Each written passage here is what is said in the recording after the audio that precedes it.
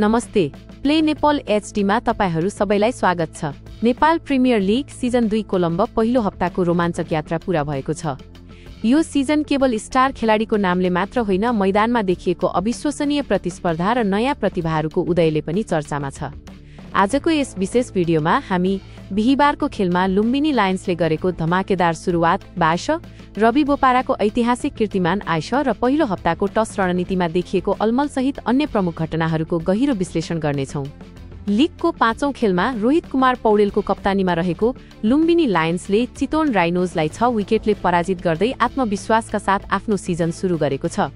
पहिलो सिजनमा केवल 1 जित निकालेर पुछारमा रहेको लुम्बिनी यस सिजन आफ्नो पहिलो खेलमै चितवनलाई हराउन सफल भयो। टस जितेर बलिङ रोजेको लुम्बिनीले चितवनलाई 142 रनमा सीमित गर्यो। यस जितमा विदेशी खेलाडी गुलबदिन नाइबले मात्र 24 बलमा 44 रनको विस्फोटक इनिङ खेले, जबकि कप्तान रोहित पौडेलले एक छेउ समातेर 39 रनको महत्त्वपूर्ण योगदान दिए। लुम्बिनीले लक्ष्य सफलतापूर्वक हासिल गर्दै आफूलाई अङ्क तालिकाको शीर्ष 5 मा उभ्याएको छ। यस खेलमा चितवनले पराजय भोगे पनि इङ्ल्यान्डका अनुभवी खेलाडी रवि बोपाराले एनपीएल इतिहासमा एउटा ऐतिहासिक कोसेढुङ्गा पार गरेका छन्। उनी एनपीएलमा 400 रनको आँकडा पार गर्ने पहिलो ब्याट्सम्यान बनेका छन्। लगातार दोस्रो सिजन पनि उच्च लयमा देखिएका बोपाराले चितवनका लागि 55 बलमा 66 रनको शानदार अर्धशतक बनाए। बोपारा बाहेक विराटनगर किङ्सका लागि लोकेश बमले 72 रन तथा कर्णली याक्सका लागि प्रियाङ पञ्चालले 90 रनको ठूलो इनिङ खेलेका छन्, जसले ब्याटिङ प्रतिस्पर्धा कति उच्च छ भन्ने देखाउँछ। बोपाराले आफ्नो सफलताको श्रेय पिचको स्वभाव बुझेर छिट्टै ठूला शटहरू नखेली लामो समय क्रिजमा बिताउने रणनीतिलाई दिएका छन्। लुम्बिनी लायन्सबाट यस सिजनको सबैभन्दा ठूलो आशाको किरणको रूपमा युवा विकेटकिपर ब्याट्सम्यान समीर अली मुसलमानको उदय भएको छ। ट्यालेन्ट हन्ट मार्फत टोलीमा आएका समीरले अनुभवी दिलीप नाथलाई पछि पार्दै डेब्यू गरे। उनको डेब्यू प्रदर्शन प्रशंसनीय रह्यो। तीव्र गतिका बलरको वाइड बललाई डाइभ गरेर बचाउने होस् वा स्पिनर अभिषेक गौतमको बलमा चितवनका ओपनर दीपक बोहरालाई द्रुत स्टम्पिङ गर्नुहोस्, उनको विकेट किपिङ कौशल र आत्मविश्वास उत्कृष्ट देखियो।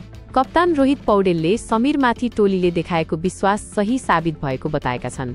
2026 टी20 विश्वकपको छनौटको आधार एनपीएलको प्रदर्शन बन्ने भएकाले समीर जस्ता नेपाली युवा प्रतिभाका लागि यो अवसर साँच्चै ऐतिहासिक छ।